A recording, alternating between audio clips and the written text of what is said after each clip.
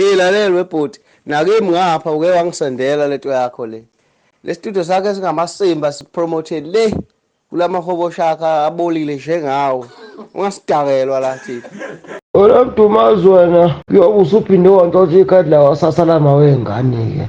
Mase nidaka kanje kuziyi-31 ungosike futhi ithumbu ulifumbathe bese lehla ngey'ngalo la. Eyi phupho yabaculi.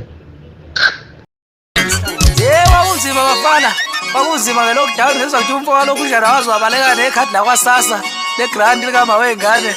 Nabona la bathi liyaphumputha ey'gamela zabonakala kanti uhambe nalo seswapha ngale egoli.